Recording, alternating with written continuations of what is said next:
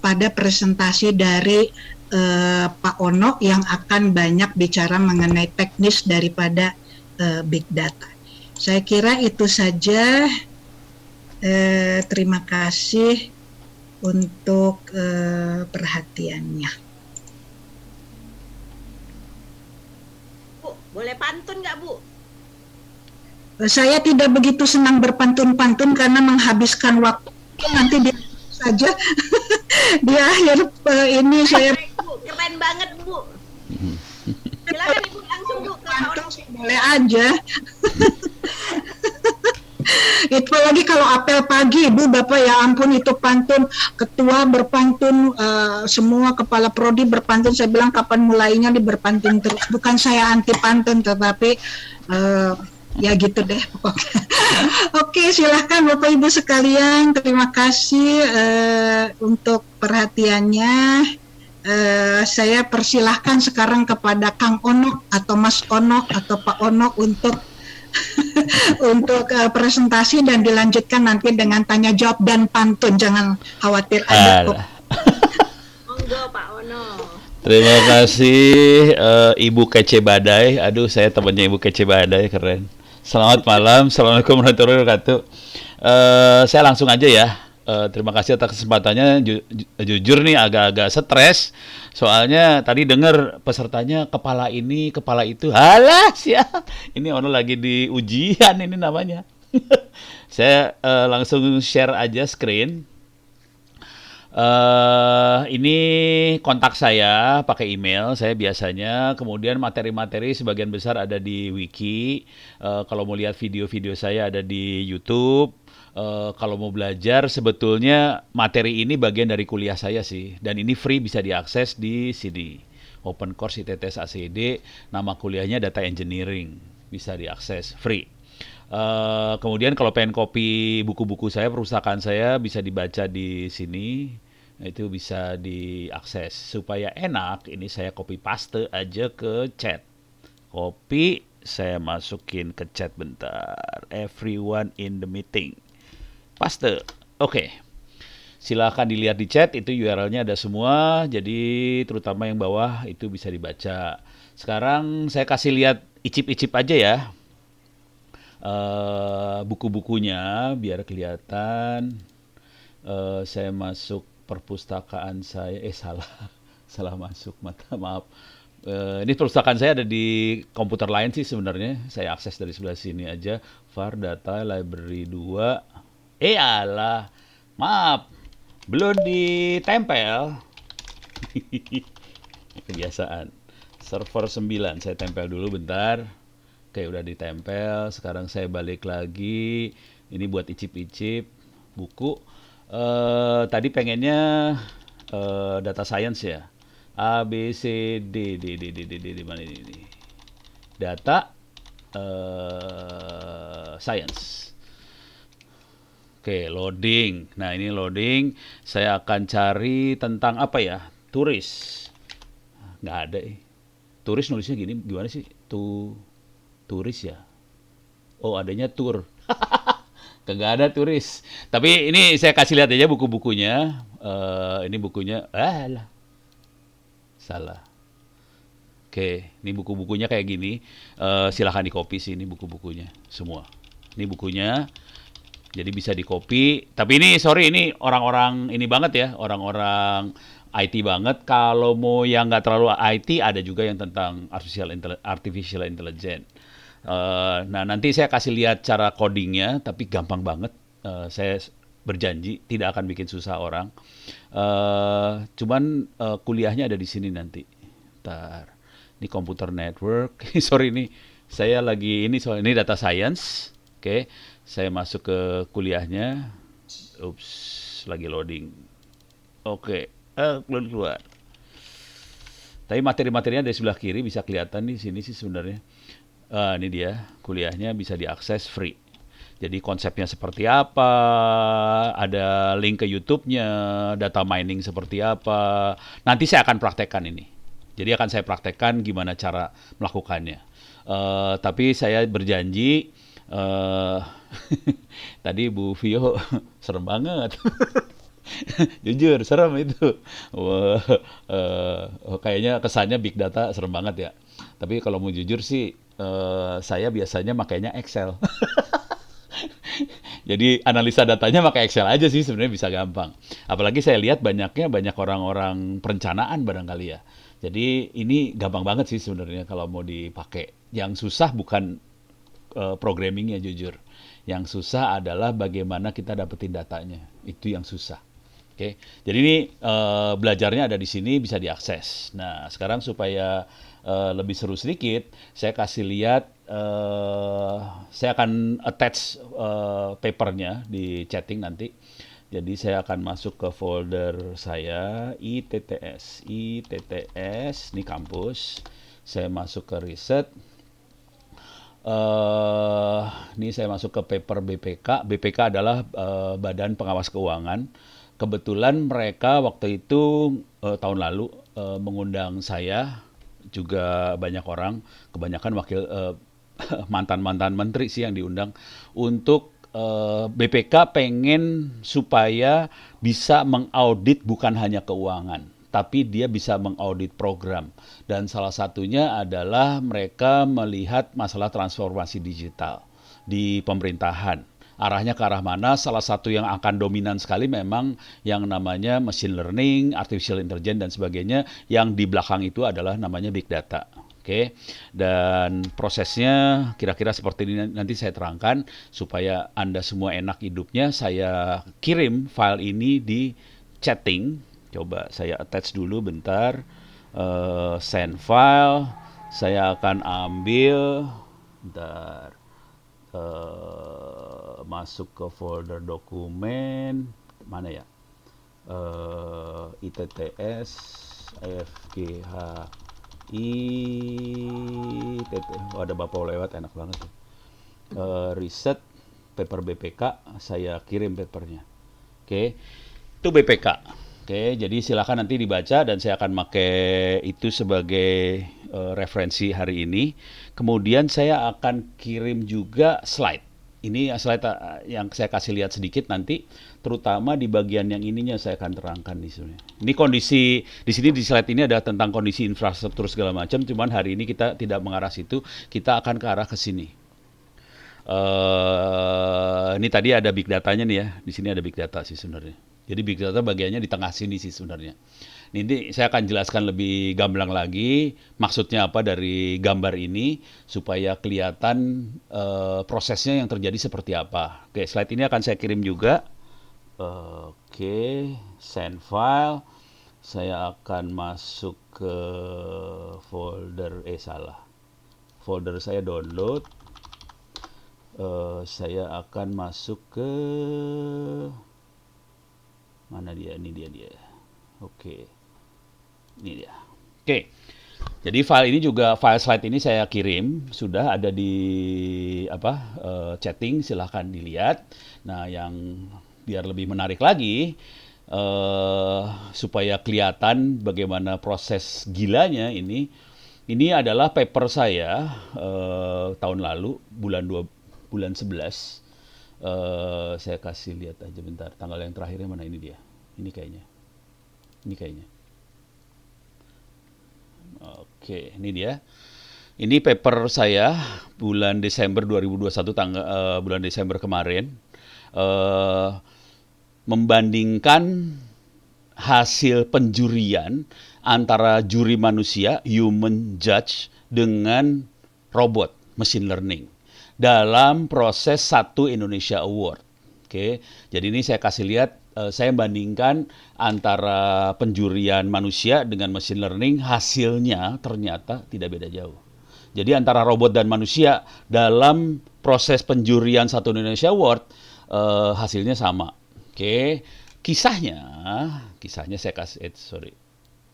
Oke, ini saya gede dikit lah. Ini soalnya biar lebih enak lihatnya. Nah, ini paper, kalau nggak papernya saya attach dulu ya, biar seru lah. Saya send file lagi, saya masuk ke Ono dokumen, ITTS, FGHI, riset, mana dia riset? Oke, riset, paper, PDF. Mana dia? Oh, ini dia. Oke.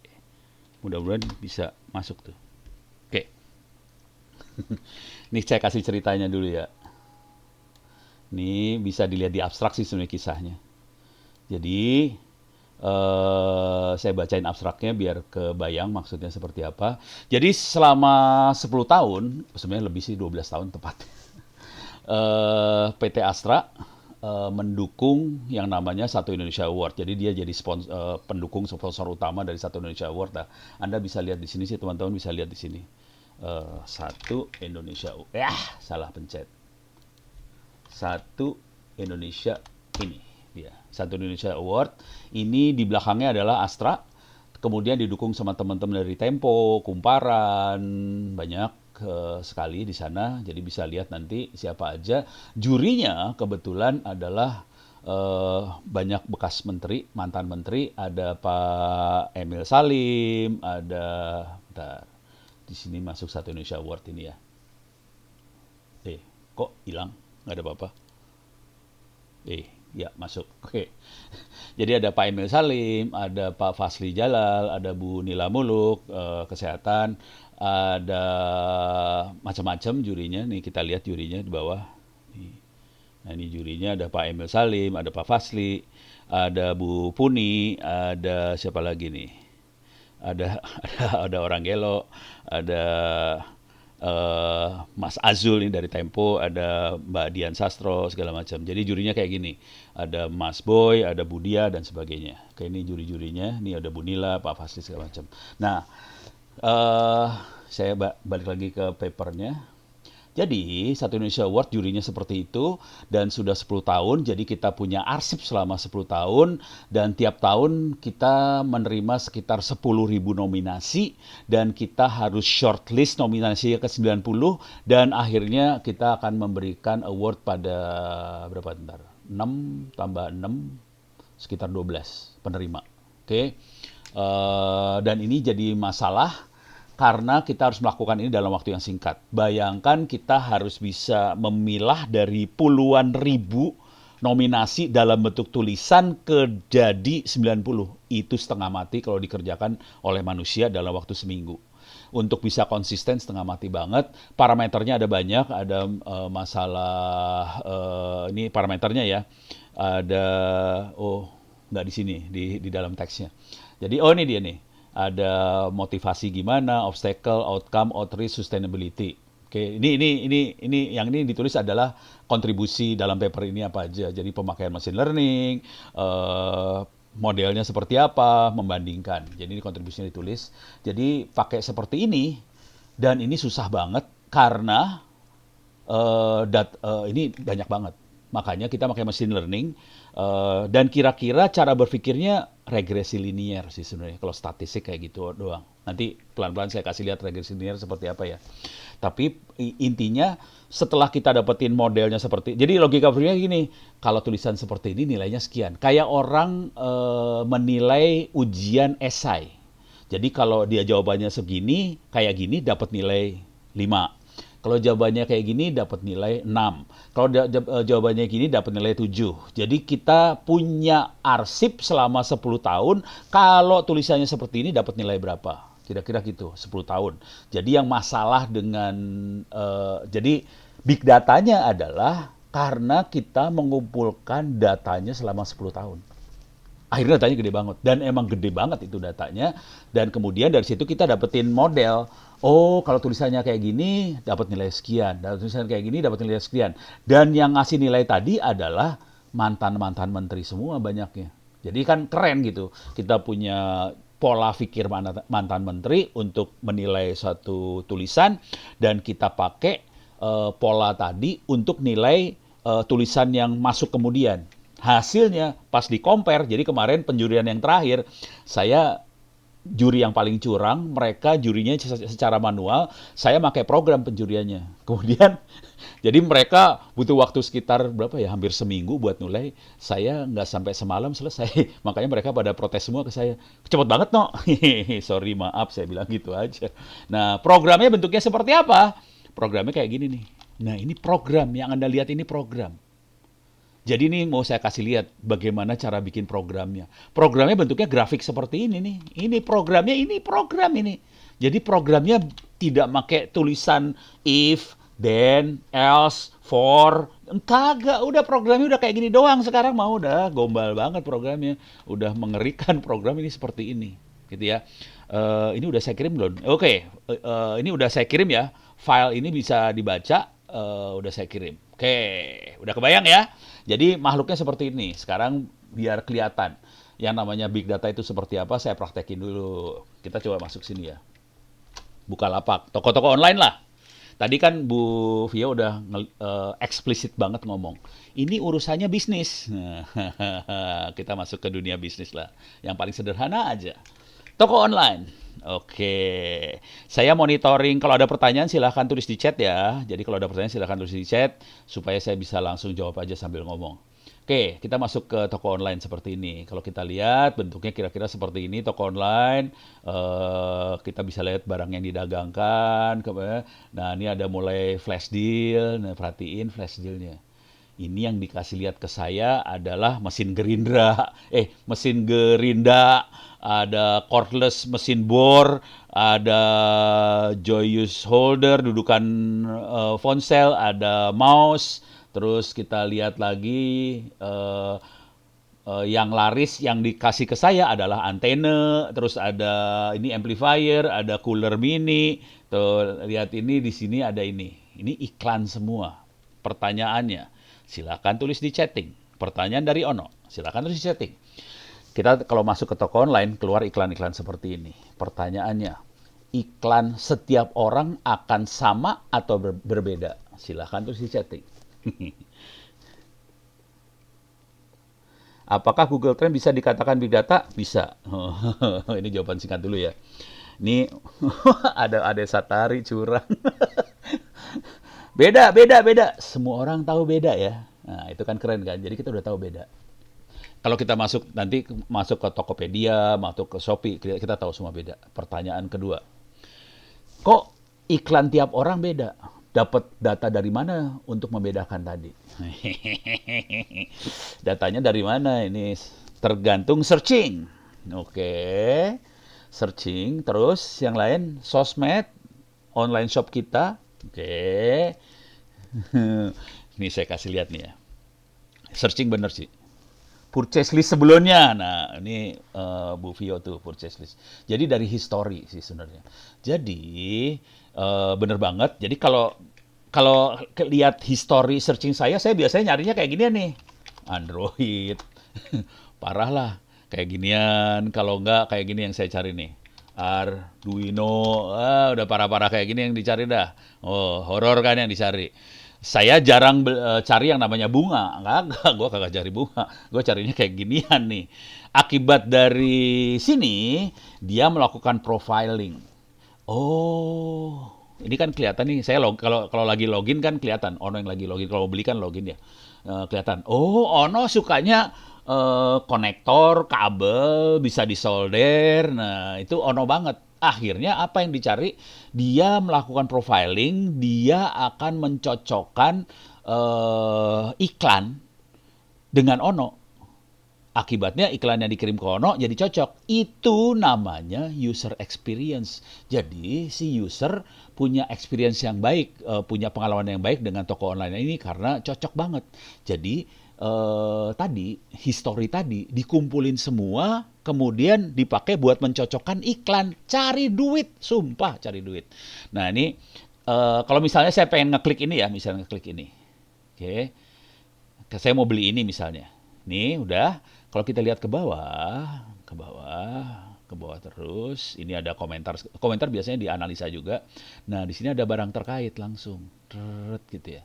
Ini, barang terkait ini sama juga. Orang yang mesen itu biasanya akan mesen apa lagi? Nah, ini dikeluarin nih barang-barang ini. Maksudnya apa? Supaya Ono juga mesen lagi barang-barang yang ini juga. Gitu. Jadi, ini adalah ini yang namanya machine learning tuh di sini gitu. Nah, jadi kisahnya adalah tahun lalu saya ngobrol sama Ibam. Ibam itu vice presidennya Bukalapak. Kita lagi rapat di Diknas untuk urusan AI, machine learning untuk dunia pendidikan seperti apa enaknya, kurikulum apa segala macam enaknya seperti apa. Saya sebelahan sama dia, kita ngobrol lah, ngobrol. Terus dia bilang, si Ibam bilang, ini machine learning. Dan akibat dikasih ini, ternyata menambah perputaran uang yang ada di Bukalapak. Jadi sebelum ada ini, perputaran uang di Bukalapak sekitar belasan triliun per bulan. Oke, jadi per bulan duit yang muter kencang loh, hati-hati. Di toko-toko online di Indonesia, duit yang muternya kencang banget. Belasan triliun per bulan. Nah, udah gitu, ditambah sama ini, naik ratusan miliar lagi. Jadi tujuan utama dari ini semua urusannya buat naikin perputaran uang sih. Jadi persis seperti yang dibilangin sama Bu Vio tadi, urusannya bisnis, urusannya duit, dan ini sebenarnya urusannya pemasaran, bagaimana kita melakukan pemasaran yang secara presisi banget. Ono sukanya apa, kasih yang Ono suka, presisinya di situ. Jadi untuk bisa dapat presisi Ono suka apa, dia melakukan mata-mata sih sebenarnya.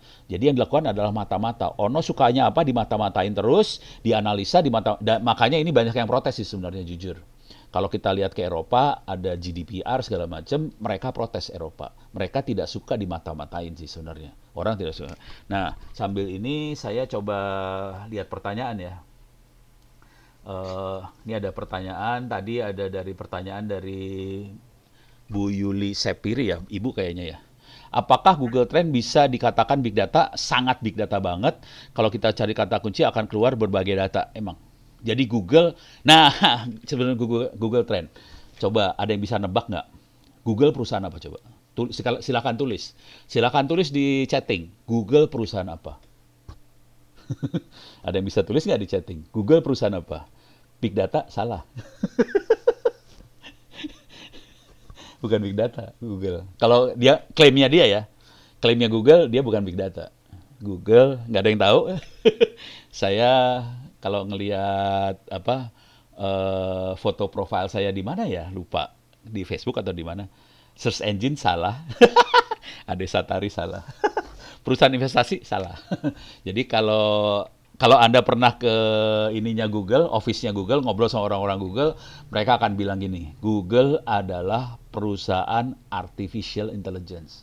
Di belakang artificial intelligence ada big data, ada machine learning, dan sebagainya. Jadi mereka lebih ngeklaim ke arah artificial intelligence yang gitu. Jadi search engine adalah bagian dari proses mata-mata sih sebenarnya. Memata-matai apa yang orang cari. Dari situ dia melakukan profiling sih sebenarnya. Oke, orang Indonesia suka apa. Dari dia tahu orang Indonesia suka apa, dia nanti masang iklan yang sesuai dengan yang disukain oleh orang Indonesia. Kira-kira kayak gitu ya. Oke, sekarang saya akan baca lagi pertanyaan dari Mas Ferbiansyah. Mau tanya Pak Ono, Big Data ini kenyataannya maksimal dimanfaatkan oleh investor raksasa yang uangnya nggak ada serinya. Ya bisa, tapi intinya investor tadi butuh data ya. Jadi sebenarnya semua orang memanfaatkan big data kalau dia tahu caranya, dan mereka akan naruh duit supaya duitnya pas persis dengan data tadi. Masalahnya UMKM Indonesia harus bertarung dengan para raksasa ini. Ini adalah pertarungan yang tidak adil. Misalnya UKM Travel Agent vs Traveloka. Babak belur bertarung bebas terbuka para travel agent ini. Jadi perlu banyak uang untuk di ini ya. Pemerintah harus melindungi UKM kita kenyataannya, tapi apa yang dilakukan UKM kita? Oh, oke. Gini. Ini mungkin juga saya kasih tahu cerita buat kisahnya sama anak saya juga sih. Jadi anak saya dagang inilah baju kaos. Jadi baju kaos yang dia lakukan untuk melakukan pertarungan itu, tapi namanya lupa saya, nama baju kaosnya apa gitu, lupa, minta maaf. Tapi kira-kira kisahnya gini, yang dia lakukan, dia harus bisa dapat data untuk untuk profiling sebetulnya customer dia sukanya apa sih. Jadi harus dia dapat data itu. Yang dia lakukan adalah dia bayar Google sih sebenarnya. Jadi Google dapat duit karena Google kan ngumpulin data, semua data dia kumpulin nih Google mengumpulkan semua data kan. Oke. Terus dari data itu Google ngejual ke orang-orang yang mau masang iklan. Orang yang mau masang iklan, kamu iklan apa? Nanti Google kasih profile kan. Oke, orang yang suka elektronik kayak Ono ada sekian. Orang yang suka traveling ada sekian. Orang suka, jadi tergantung nanti iklan apa, dia kan Google udah tahu si ini sukanya apa, dimasukin iklan tadi sesuai dengan yang dia suka. Nah, kasusnya sama dengan anak saya. Anak saya UMKM, dia jualan baju kaos, dia bayar Google untuk dapetin datanya. Jadi Google jual data juga ke orang yang butuhnya. Dan itu yang dilakukan dan akibatnya baju kaosnya jadi cocok banget sama pasarnya. Jadi bisa laku. Kira-kira gitu cara berpikirnya. Kalau kita modalnya dengkul, nggak punya data apa-apa, maunya bermain dengan hukum, ya bisa aja sih minta tolong perlindungan pemerintah. Tapi dunia ini kasar, dunia ini keras banget.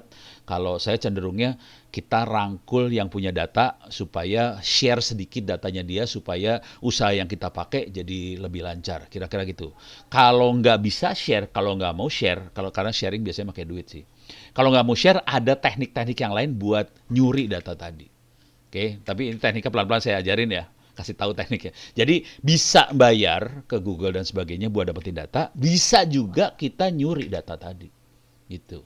Namanya scraping istilahnya. Jadi istilahnya kayak gini nih, ntar. Scraping.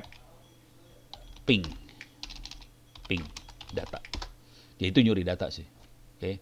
Jadi banyak scrap data from any website, no coding web scraping tuh. Ya udah gitu. Parah banget. Jadi kita nyolong data, nyuri data, bener asli nyuri data. Oke. Jadi emang gitu tekniknya. Emang perangnya parah banget. Jadi mainnya kayak gitu banget. Beres ya. Wah, ini pertanyaannya banyak banget ya. Aduh. Ini mau jawab sekarang atau enggak ya? Ntar aja deh. Parah nih. Kalau gua jawab nanti materi nggak habis, ntar materi saya nggak keluar semua nih urusannya. Tapi udah kebayang ya. Jadi kita bisa scraping kayak gini. Beres ya, udah kebayang ya. Oke. Sekarang saya mau masuk ini lagi pertanyaan. Biar kebayang yang namanya machine learning, big data tuh objektifnya seperti apa, kemampuan dia seperti apa, kepandaiannya seperti apa, keterbatasan dia seperti apa. Jadi mereka punya keterbatasan juga sih, jangan khawatir. Paling gampang buat visualisasinya masuk ke Google Map. Ini paling gampang visualisasi karena ini sangat visual banget sih. Saya akan zoom out, oke, biar kelihatan semua jalan di Jakarta. Saya pakai Google Map ya, biar kelihatan. Oke. Sekarang supaya enak saya keluarin traffic Jakarta. Ini traffic Jakarta. Kondisi traffic Jakarta macet karena Jakarta lagi banjir. Tadi hujan deres seharian, udah gitu kerendam Jakarta. Parah, banjir kita. Jadi kondisinya macet, terutama di outer ring road yang dari airport macet banget. Kemudian di Ancol macet, oke. Ini bukan outer ring road, ini Sudirman ya kalau nggak salah, macet. Oke. Pertanyaannya, coba gue pengen tahu aja. Jadi tolong ingat ya, yang namanya big data itu proses utamanya adalah mata-mata lo, hati-hati. Jadi kalau tadi Bu Vio bilang, bagaimana caranya kita tahu turis dalam negeri datang, apa caranya yang dilakukan adalah taruh petugas buat ngitung kan? Ya itu cara paling paling unyu-unyu tuh gitu ya, taruh petugas suruh ngitung. Tapi itu kan kasihan banget tuh orang suruh ngitungin satu-satu karena kurang kerjaan banget suruh ngitung. Nah ini tapi tekniknya semua mata-mata ya, mata-mata cari data, nanti dari situ kita analisa. Nah ini contohnya Google. Oke, pertanyaannya dari saya, tolong dijawab. Bagaimana caranya Google tahu bahwa jalan ini macet? Nah, dari mana coba taunya? Bahwa jalan, dan dia tahu bener loh itu macet beneran loh, nggak bohongan itu macetnya.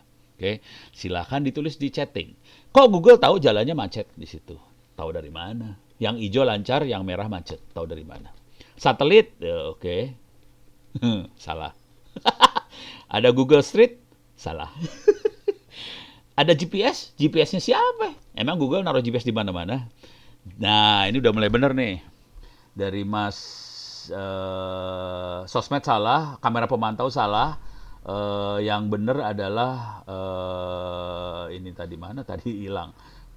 Combat Free Maverick. Wah, ini kayaknya geek banget nih, hacker banget. Dia jawabannya dari GPS yang ada di smartphone, dari handphone. Bener. Jadi, Google cerdas. Jadi untuk dapetin data, kita harus pinter dapetin data tadi. Kalau caranya kita pasang orang buat survei, mampus lu nggak akan dapet data itu. Jadi kita harus cerdas buat dapetin datanya. Google yang dia lakukan adalah bikin handphone kita lapor ke Google. Coba perhatiin baik-baik, handphone kita semua rata-rata Android sekarang. Yang bikin Android siapa? Google kan? Dan waktu kita pakai handphone, kita register pakai Gmail kan? Jadi tahu yang pakai namanya siapa, ketahuan loh itu, hati-hati ya. Jadi kita dimata-matain Google dan handphonenya lapor ke Google. Akibatnya apa? Kalau ada banyak handphone yang jalannya lambat, tahu dia jalannya lagi macet. Jadi sesederhana itu caranya. Tapi dia pandai banget. Nah, kalau nggak percaya, saya akan masuk ke timeline ini, your timeline. Oke, saya mau ngasih lihat. Saya sengaja saya ini ya. Ini ada lagi yang pertanyaan dari Mas Rahmadi, inovasi buat pariwisata. Sebenarnya sama aja sih, mau pariwisata kayak mau pemerintah buat planning segala macam sama aja. Intinya kita harus punya data pariwisata segala macam, nanti kita melakukan perencanaan dari sana. Nah, ini adalah bagaimana caranya Google memata-matai Ono. Ono ada di mana-mana kelihatan loh ini, hati-hati. Jadi Ono muter di Indonesia ada, oke. Ono ada di Bangkok, Australia, iya. Ada di Sri Lanka, ada di Oman, ada di Jeddah, Madinah, Mekah, ada di Korea, ada di mana segala macam, dan ada satu yang seru. Ono berenang di Samudra Hindia dengan ikan hiu. Ada di sini. Pasti nggak percaya kan? Di Afrika belum ada, tapi yang seru saya ada di Lautan India loh, berenang sama ikan hiu ya. Seru kan? Nah, ini saya lagi mendemokan bagaimana cara nipu big data. Bisa ditipu juga. Ini saya nipu sih. Pakai program ditipu. Jadi gampang tipunya, kirim aja data yang ngaco ke Google. Google-nya ketipu dia. Nah, teman yang seru adalah si Google ngelihat Ono kemana aja tiap hari nih. Dilihat sama Google. Tiap hari dicatat Ono kemana aja. Ini saya ada di Padang, saya muter kemana aja kelihatan.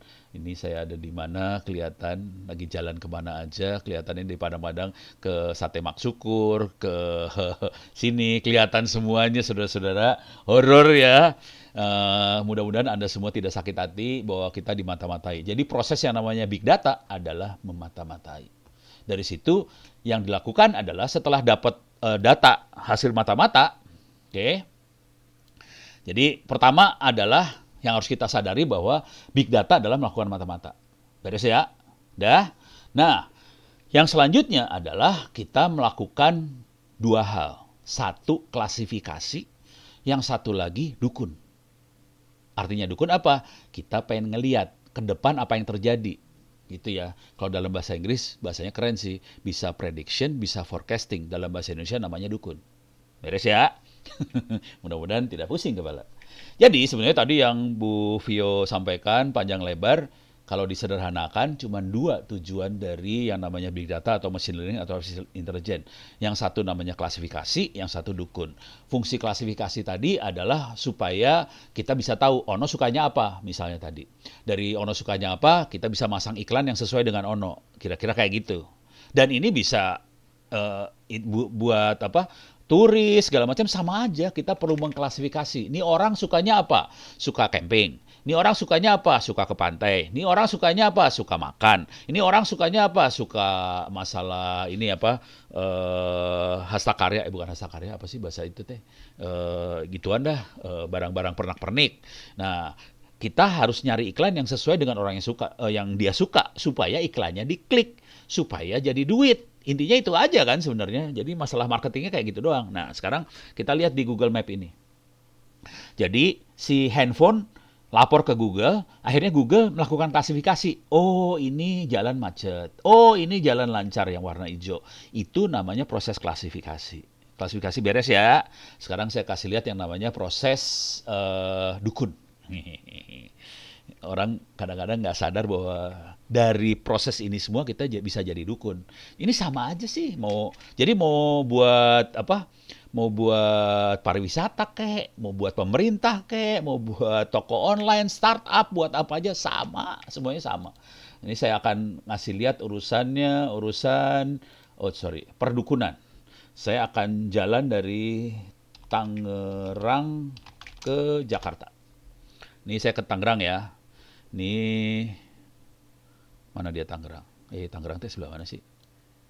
Kok nggak ada? Oh, ini Tangerang ya. Saya akan direction dari Tangerang menuju Jakarta. Oke. Wah, jalan pada macet semua nih sekarang, kacau. Ini lagi kacau nih sekarang sih. Ini Tangerang ke Jakarta. Oke. Ini sekarang, kondisi sekarang. Jadi saran dia sekarang kondisinya sebaiknya lewat apa? Tol airport, terus Ancol ke Monas, kira-kira. Jangan pernah lewat Kebonjeruk dan sebagainya, akan macet di sini. Kondisi sekarang kita masuk akal, Google tahu bisa ngasih saran yang baik karena dia punya sensor handphone kita buat deteksi lewat mana. Oke. Nah, sekarang saya kasih lihat proses dukunnya. Ini perhatiin kalimatnya adalah leave now. Sekarang saya rubah intronya sama depart at. Ini masih jam 8.20 sekarang depart at-nya. Sekarang saya rubah jamnya ke pagi aja biar enak ya. Ini kan masih PM. Saya rubah ke AM jam 7.30 AM gitu ya. Pagi-pagi jam 7-an lah, jam 7 pagi. Biar kelihatan kepagian jam 6, jam 7-an lah, jam 7. Nah, lihat macetnya ya. Tolong dilihat macetnya baik-baik. Kalau kita lewat sini, ini lewat Kebonjeruk ya. Ini kelihatan macetnya di sini. Tolong lihat bentuk macetnya. Ada macet warna merah di sini, ada warna merah di sini, ada warna merah di Puri, Mall, macet, dan sini ada Kebonjeruk, terus suruh belok ke sana. Beres ya. Sekarang saya geser. Ini kan tadi pagi. Ini namanya bukan dukun ya, ini namanya history karena tadi pagi kejadiannya. Oke, sekarang saya geser. Ini tanggal 18 saya geser ke tanggal 19. Oke, besok. Tolong lihat baik-baik macetnya. Ini panjangnya agak berubah nih macetnya. Tanggal 19 ya. Belum kejadian saudara-saudara. Google udah bisa nebak bakal macet di mana jam 7 pagi besok. Lusa tanggal 20. Tolong lihat macetnya. Perhatikan baik-baik macetnya. Saya geser tanggal 20 sekarang. Tolong lihat macetnya. Nggak berubah dia. Macetnya hampir sama ini mah. Hari Tuesday. Friday ya. Friday. Ini kok sama semua. Ini nggak beres nih. Harusnya geser ini, gimana sih? Parah nih Google. Coba saya reload aja, reload. Kok sama semua sih? Ini hampir sama nih macetnya. Kalau Sabtu, langsung bersih. Macetnya bersih. Coba saya geser ke tanggal hari Jumatnya lagi. Oh, memang jam 7 nggak beda jauh, macetnya segitu semua. Tapi kalau hari Sabtu karena nggak ada orang kerja, langsung dia bisa tahu di sini nggak ada macet di sini. Oke, hari Minggu nggak ada macet juga di situ. Jadi kelihatan banget dia bisa nebaknya, kelihatan sih sebenarnya. Ini mah jam 7 pagi ya, macetnya banget. Coba yang agak-agak inilah jam 8 ya. Jam 8. Coba saya geser ke hari Jumat.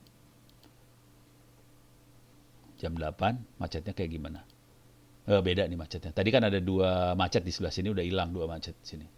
Ini hari Jumat tanggal 21 ya, belum kejadian saudara-saudara. Hari Kamis tanggal ini, macetnya tinggal 1 biji. Jadi jam 8 kelihatan macetnya berubah. Oke, kalau kita geser ke jam 9, macetnya berubah lagi nih. Berubah lagi macetnya, macetnya geser. Jadi kita bisa lihat, ini belum kejadian ya. Ini masih tanggal 20, masih 2 hari lagi, dan Google udah bisa nebak. Jadi kemampuan satu lagi dari machine learning adalah dia bisa melakukan prediksi, forecasting segala macam. Beres ya. Dari history yang ada dia bisa klasifikasi, dari history yang ada dia bisa melakukan forecasting. Oke. Apa hubungannya dengan turis? Coba kita lihat sama turis nih. Turis. Oke. Misalnya saya pengen cari paling gampang mah apa ya? Turis lah. Turis nulisnya gini ya. Turis. Oke. Cari aja. Dia langsung ngasih saran kayak gini nih. Nah, pertanyaannya, kenapa ini ditaruh paling atas? Kuncinya itu doang. Kenapa ini ditaruh paling atas? Justru kenapa dia kasih yang kayak gini-gini yang paling atas? Kenapa nggak yang lain? Kenapa bakmi turis paling atas? Jadi kalau kita searching main Google, cara mainnya gitu. Kenapa ini di atas? Apa yang menyebabkan ini ada di atas gitu. Nah, ini kan bisa main rating nih. Nah, kita juga bisa pakai filter rating ini. Dan ini ini mainnya mesin learningnya di sini sih sebenarnya. Oke, main supaya dia di atas, supaya apa yang kita cari yang benar-benar cocok, sebisa mungkin cocok sama yang kita mau, keluarnya duluan. Jujur kalau saya bukan turis, yang saya cari biasanya hotel. Hotel sih yang saya cari. Saya suka nyari hotel. Nah, ini kelihatan duitnya ada di mana dari Google. Ini duitnya di sini nih. Yang kita cari hotel yang keluar rupiah. Gitu. Iklan, iklan. Parah iklan. Jadi yang dimasukin adalah hotel yang keluar rupiah semua. Dari yang harganya 600 juta, ini 1 jutaan semalam, sampai yang harganya 120, yang 100 ribuan semalam dapat. Saya kemarin di Jambi, waktu perjalanan dari Padang ke Jakarta, pakai nyupir mobil sendiri, saya nyari hotel di Jambi. Pas nyari, saya klik semalam 25.000. Sampai nggak tega, udah jangan, kasihan sama hotel. Akhirnya sampai kasihan. Tapi yang kita cari seperti itu sih. Jadi ini mainnya mesin learning banget sih. Mainnya mesin learning banget, dan dia bisa nyari sesuai yang kita mau. Kita bisa bantu dengan cara kita masukin ininya ya. Mau range-nya seperti apa, langsung dia ngasih hotel yang sesuai. Oke, kalau kita traveler yang kere hore ya seginilah, turunin lah 100 ribuan. Nanti mulai dia ngasih yang warna hijau terutama. Oke, yang warna hijau oke banget tuh, gitu. Jadi kita bisa lihat tekniknya seperti ini aja sih. Oke. Nah, sekarang ini udah kebayang ya. Jadi polanya sebenarnya cuma dua, klasifikasi sama forecasting. Nah, cara programmingnya seperti apa? Gampang banget. Eh, Program yang dipakai Orange saya. Orange Data Mining. Oke. Seperti ini free, bisa di-download dari orangedataMining.com. Ini free, gratis, bisa diambil. Ada yang buat Windows, ada yang buat macOS, ada yang buat Linux, bisa Anda ambil gratis. Ya, nah, programmingnya seperti apa? Kita bisa klik image, gambar, programmingnya kayak gini aja. Jadi bahasa pemrograman yang dipakai grafik seperti ini. Bahasa pemrograman. Saya akan coba praktekkan pemrogramannya ya. Oh, tapi sebelum terlalu jauh, saya kasih slide yang inilah biar kelihatan, biar ngerti juga ya. Jadi, tadi udah kita lihat big data dari sebelah sini, kita ngumpulin datanya dari sebelah sini, bentuknya server, kita kumpulin data itu semua. Konsekuensi kebutuhan data ini kita perlu sensor yang bisa narik data itu semua. Bisa berupa dari aplikasi, file Excel, dari data-data yang dikumpulkan, bisa dari web, misalnya histori pembelian dan sebagainya, bisa juga sensor fisik ya, misalnya datanya suhu, datanya bisa curah hujan, datanya bisa kelembaban udara, itu namanya Internet of Things. Jadi data itu bisa macam-macam, ada yang dari aplikasi, ada yang dari histori penggunaan di web, bisa sensor dan sebagainya. Intinya kita pasang sensor. Sensor ini buat siapa? Buat stakeholder, masyarakat semua, diambil datanya sama sensor, dikumpulin sama big data. Kemudian pakai machine learning sama deep learning, diproses sama seorang data science atau data analytics, dan keluarnya dua, prediksi sama klasifikasi. Dan ini jadi masukan untuk presiden, direktur, manajer, pimpinan, CEO, dan sebagainya. Supaya apa? Kalau presiden kan supaya program pemerintah sesuai dengan kebutuhan masyarakat. Kalau dia adalah CEO dari startup, supaya customer journey-nya menyenangkan, supaya semuanya jadi sesuai dengan keinginan kita. Jadi proses data science ini pada dasarnya adalah melakukan profiling sih. Si ini maunya apa gitu. Kemudian kita bisa prediksi ke depan seperti apa. Beres ya? Jadi prosesnya cuma kayak gini aja. Dan ini saya presentasikan di pertemuan dengan BPK, Badan Pengawas Keuangan, yang pengen untuk mengaudit program pemerintah, dan dari sisi pemerintahnya mereka butuh melakukan ini semua supaya program yang dibuat pemerintah jadi cocok dengan kebutuhan masyarakat. Jadi proses ini terjadi bukan hanya di turis, bukan hanya di Menko Parekraf, ini terjadi di semua bidang sih. Kalau kita pengen tahu dasarnya apa, dasarnya statistik sih. Sebenarnya dasarnya cuma statistik doang. Oke, saya punya waktu sekitar 30 menitan lagi. Saya akan langsung demoin aja seperti apa makhluknya ya. Pemda nggak pernah ngambil kebijakan dari big data. Ya, sebagian besar masih belum tahu bahwa Pemda mungkin bisa dari big data ya. Cuman kebetulan saya hari ini bantu di Tangerang Selatan. Saya kebetulan, jadi ini tadi saya kasih lihat, saya kan ada kuliah yang free di sini ya, di Open Course ITTS, Institut Teknologi Tangerang Selatan. Ini ada open course bisa diambil kuliahnya free tadi yang data science. Kenapa bisa sampai seperti itu? Karena kebetulan saya wakil rektornya di situ. Jadi agak curang sedikit sih wakil rektor. Akibatnya saya ditempel sama teman-teman dari Tangerang Selatan. Jadi kita akan mulai kayak gitu sih. Jadi di Tangsel sendiri Pemdanya mulai pakai big data buat nganalisa kebijakannya dia, gitu ya. Big data yang paling sederhana adalah kita analisa komentar masyarakat ya. Kita ada masukan seperti apa dari masyarakat di media sosial dan sebagainya, itu kita bisa pakai big data kayak gitu. Oke, sekarang saya akan coba kasih, bentar.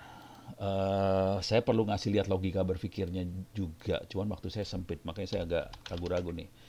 Softwarenya kalau dijalankan kira-kira kayak gini, saya kasih lihat softwarenya dulu, nanti saya kasih lihat logika berpikirnya juga ya. Jadi softwarenya namanya Orange tadi, bisa diambil free gratis. Saya akan coba jalankan Orange-nya, mudah-mudahan tidak hang komputernya. Soalnya kadang-kadang, oh ini kebanyakan yang di ini ya. Oke, saya tutup dulu supaya nggak bikin hang komputer ini. Oke, ngeri nih komputer bisa hang, parah. Nah, kalau Anda pertama kali jalanin Orange, ini ada example, ada contoh, bisa diklik. Ini contoh-contoh ini bisa dijalanin nih sebenarnya. Banyak banget contoh-contohnya bisa dijalanin. Gitu ya. Oke, saya kasih contoh apa? Nih, ini aja ya. Contoh yang ini ya.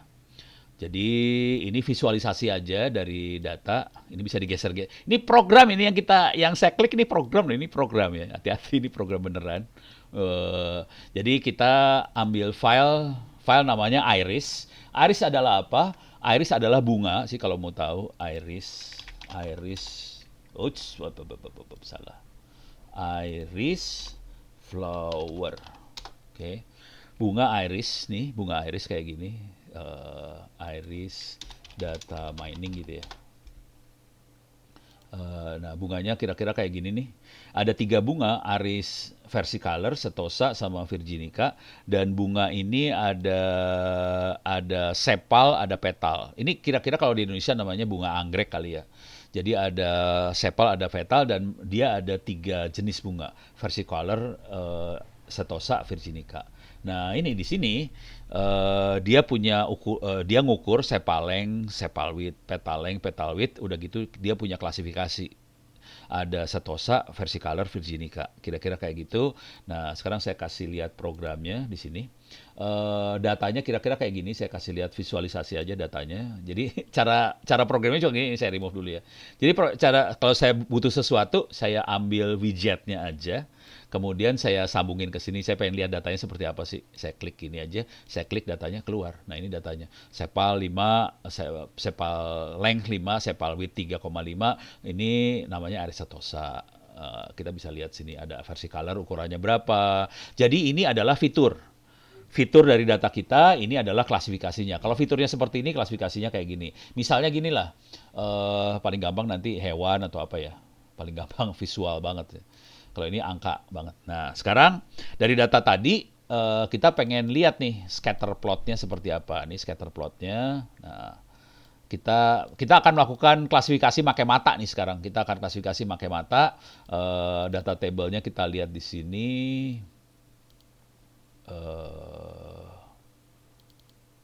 Oke. Ini data saya. Bentar. Mana tadi? Nih. Oke. Ini tabel datanya saya kayak gini. Ini klasifikasi pakai matanya seperti ini. Nah, sekarang kita lihat. Ini kalau kita perhatikan baik-baik, ini ada Iris setosa warna biru. Kalau kita lihat pakai mata aja kelihatan banget. Iris setosa sangat mudah sekali buat dipisahkan dari 2 jenis yang lain. Sementara Iris versicolor sama virginica susah dipisahin. Dia rada nyatu kalau kita ngambil datanya sepal length sama sepal width. Coba kalau kita rubah petal length satu lagi. Nah, ini udah mulai agak tinggal sedikit. Oke. Jadi caranya gitu sih sebenarnya. Ini pakai mata ya. Nah, ini tinggal segini. Tapi yang ini kelihatan banget, pisah banget. Sementara yang dua ini agak kecampur sedikit. Jadi kalau kita pakai algoritma nanti buat misahinnya, kemungkinan ada kesalahan, ada error di antara versi color sama versi Nika. Karena dia juga pakai mata kelihatan agak error nih sih sebenarnya. Beres ya? Jadi prosesnya kira-kira kayak gini. Oke. Nah, tapi sebelum terlalu jauh, saya apakah data penelitian diolah dengan ORIS instead of PLS atau SPSS? Bebas sih sebenarnya. Tapi jujur kita udah jarang pakai SPSS sih sebenarnya. Minta maaf. Ya kalau mau pakai SPSS bisa, silahkan aja. Kalau dia punya kemampuan untuk prediksi ya. Soalnya ada algoritma-algoritma yang harus kita pakai. Itu aja sih. Jadi kebanyakan teman-teman itu akhirnya makainya yang agak kayak SPSS tuh R sih sebenarnya. Agak, tapi udah beda banget sih sekarang udah. Oke, sekarang saya akan masuk ini dulu ya, biar dapetin ininya ya, biar dapetin filosofinya. Oke. Oke. Sebetulnya kalau kita melakukan prediksi, klasifikasi segala macam, yang kita pecahkan adalah persamaan seperti ini. A kali X plus B sama dengan Y. Persamaannya seperti ini sih sebenarnya. Jadi algoritmanya akan memecahkan persamaan ini, dan nanti variabelnya akan masuk di X sama Y. Kira-kira kayak gitu. Oke, sekarang silahkan tulis di chatting. Persamaan apakah itu? Jahat ya si Ono ya. Silahkan tulis di chatting. Persamaan apakah ini? Ini pelajaran SMA. Linier ya. Ade Satari yang jawabnya curang lah. Bapak Ade Satari ya curang dia. Gue tahu modalnya dia. Mana chatting gue kok hilang sih? Bentar, chatting saya hilang. Oke, balik lagi udah dapet. Saya share screen lagi ya. Kenapa chatting saya bisa hilang tadi ya? Oke. Oke, tadi persoalan linear ya. Sekarang saya akan ngasih lihat. Proses yang terjadi di dalam machine learning, AI, dan sebagainya buat analisa big data. Jadi X dan Y-nya akan jadi big data sih sebenarnya. Jadi X, Y-nya big data. Algoritma yang kita buat adalah kita pengen dapetin A dan B. Oke, jadi misalnya saya punya data seperti ini. Kalau X1 saya dapetin Y-nya 7 misalnya. Kalau X-nya 2 saya dapetin Y-nya 8. Kalau X-nya 3 saya dapetin Y-nya 9. Beres ya? Ini data yang kita punya. Oke, pertanyaannya, A-nya berapa, B-nya berapa? Silahkan dijawab di chatting. Oke, A-nya berapa, B berapa? Hehehe. Ini dasarnya dari mainan big data tuh ini loh, asli. Nanti algoritmanya kayak gini semua sebetulnya. Cuman orang jarang bilang aja. Nggak ada yang bisa nebak. Bapak Ade Satari nggak bisa nebak. Parah. Serius lu nggak bisa nebak? Males ngitung. Parah. Yaudah, Ono yang ngasih tahu dah. A sama dengan 1. B sama dengan 6. Beres, lu hitung dah. Pasti bener. Jadi, ini namanya data training. Ini namanya, saya tulis ya. Jadi, yang 3 makhluk ini namanya training data. Oke. Nah, ini namanya model. Jadi, kita harus masukin training data yang banyak, itu namanya big data, training datanya banyak, kemudian kita dapat model. Yang seru dengan teknologi ini sekarang, training datanya tidak harus angka. Bisa kata-kata, bisa gambar, bisa suara, bisa suka-suka. Masukin apa aja bisa, gitu ya. Kalau kita udah dapetin model, kita bisa melakukan prediksi atau forecasting. Sekarang saya coba kalau X-nya 10, Y-nya berapa? Silakan ditulis di chatting. Y-nya berapa? Lu kalau nggak bisa ngitung, keterlaluan banget kayak gini doang. Halo? Chatting? Halo? X-nya 10, Y-nya berapa? Waduh. Susah ya? Wah, ada yang jawab ini. Siapa yang jawab? 16. Ada Satari lagi, 16. Ini parah ini. Gampang banget ya. 16. Bu Kristina Koh. Ya, oke. Jadi gampang. Proses ini namanya forecasting. Jadi ini namanya dukun. Di sini dukun nih. Tapi dukun ini hanya bisa terjadi kalau kita dapetin model dulu. Konsekuensinya untuk dapat model, kita harus punya data training yang banyak. Kalau data trainingnya makin banyak, makin presisi, modelnya jadi makin presisi. Kalau kita forecasting, jadi kemungkinan besar benar forecastingnya. Beres ya, tadi Bu Violeta menyebutkan harus presisi dan sebagainya, smart, presisi dan sebagainya. Sebenarnya urusannya urusan ini doang sih sebenarnya. Kita harus punya data training yang gede supaya dapat model yang baik. Dengan model yang baik kita bisa forecasting dengan baik. Nah, sekarang saya akan melakukan, kalau ini mah matematik banget ya. Sekarang saya akan melakukan yang rada ajaib. Misalnya gini, kota Batam keren. X-nya kayak gitu. Kita dapetin Y-nya positif. Oke. Terus kita akan tulis lagi, misalnya gunung di Tonga meledak, negatif. Oke. Terus misalnya saya sakit, negatif. Oke.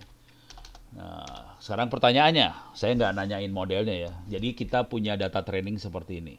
Kota Batam keren, positif. Gunung di Tonga meledak, negatif. Saya sakit, negatif. Kemudian Bu Kece Badai keren. Pertanyaannya, Y-nya apa tuh kalau Bu Kece Badai keren? Positif, ya langsung jago semua nih, langsung positif. Anda semua bisa nebak ya. Padahal ini kata-kata loh, ini kata-kata. Saya tidak pakai angka, pakai kata-kata doang. Kita langsung bisa nebak modelnya apa. Tapi modelnya dalam kepala nih sekarang. Kepala kita bisa memodelkan bahwa kata-kata ini positif, kata ini negatif, dengan yang ini langsung tahu positif. Beres ya.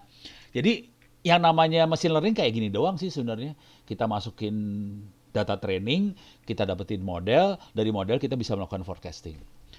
Bedanya antara yang di atas dengan yang di bawah, yang di atas ini linear, yang di bawah ini klasifikasi dia. Jadi ini lebih ke arah forecasting, dia buat ngelihat ke depan.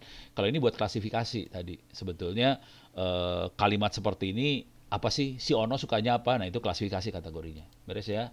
Cuman kayak gini doang. Jadi beres ya? Udah kebayang kan tekniknya? Sekarang kita lanjut ke sini. Kita akan melakukan belajar. Caranya gini. Ya, gua delete dulu. New aja lah. New, kosong. Nah, sekarang jadi masalah buat kita adalah kita nemuin data buat belajar dan sebagainya. Kalau pengen serius cari data, bisa cari di sinilah. Ada banyak sih data. Kaggle boleh. Ini tempat data. Sorry. Ke sini. Nah, ini Kaggle, Your Machine Learning Data Science Community. Kita bisa ngambilin data-data buat belajarnya banyak di sini. Kaggle salah satunya. Kalau mau data Indonesia, ini datanya Excel biasanya. File Excel. Bentar. Mana ya? Ya pokoknya nanti search aja, nanti bisa. Oh, register pakai Google dulu ya. Sekarang udah kayak gitu ya. Kita banyak dataset di sini.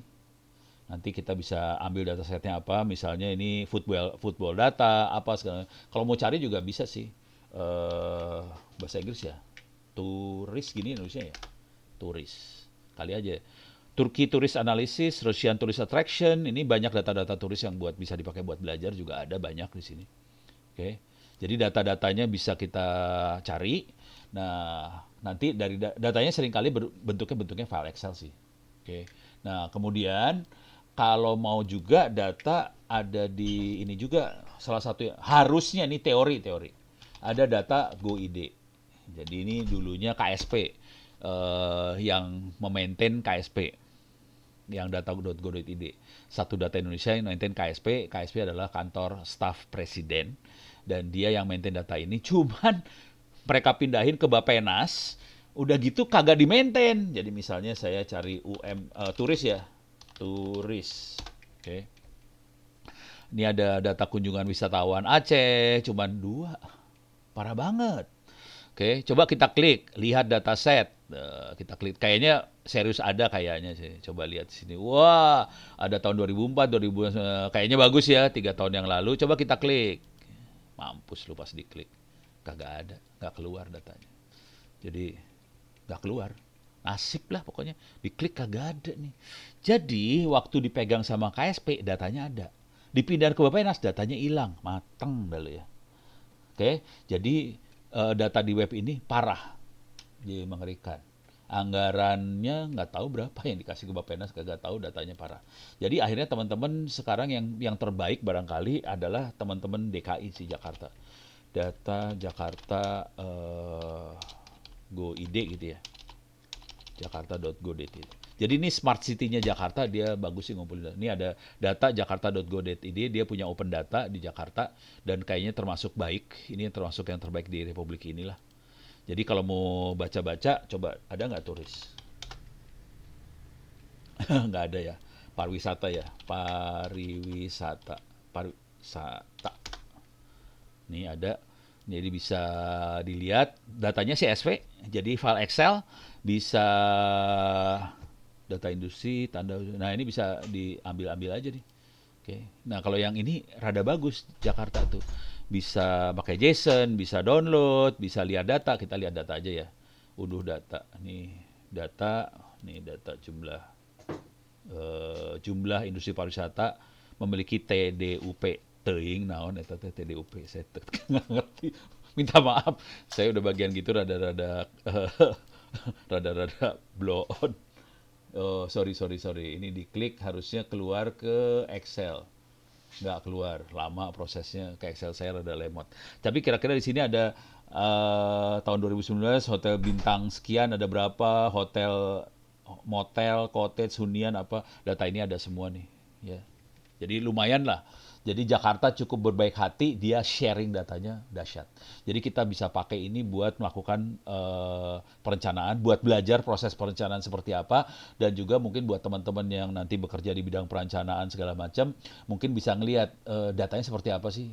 Jadi supaya bisa kasih masukan ke Pemda yang ada di sana, di kabupaten kota Anda semua, kalau bikin data kira-kira kayak gini ya. Jadi jujur hari ini yang terbaik adalah Jakarta. Ya, saya harus ngomong kayak gitu sih, emang bagus sih mereka. Nah, kemudian kita akan coba mainkan di sini. Oke, kita akan coba programming ya. Supaya gampang saya ambil dataset. Jadi si Orange punya dataset buat belajar. Oke, saya ambil datasetnya. Dia lagi loading. Nah, ini datasetnya.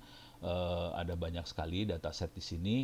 Ada kanker breast, payudara, ada roman amfore, teuing naon, ada buat marketing bank. Marketing bank tuh buat ini sih biasanya buat apa? Kredit. Ini orang kalau dikasih kredit bakal balikin duit kreditnya apa kagak sih, kira-kira kayak gitu kan.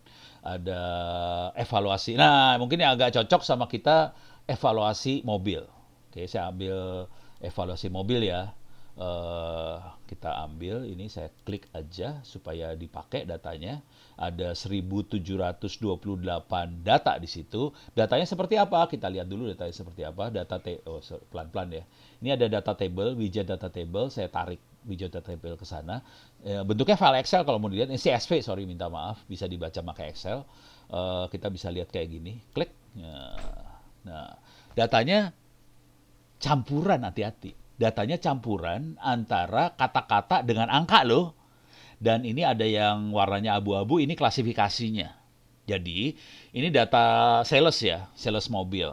Ini bisa kita analogikan mungkin kalau di dunia pariwisata dengan sales hotel lah, bisa sales tempat pariwisata lah, apa segala macam.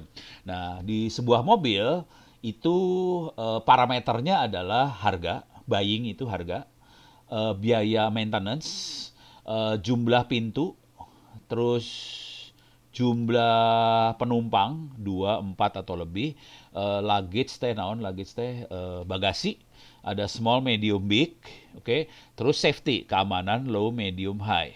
Oke. Nah, di sini ada ACC tidak jadi beli, ACC tidak jadi beli, di bawah ada yang ACC nih sebenarnya. Ini ada yang ACC nih.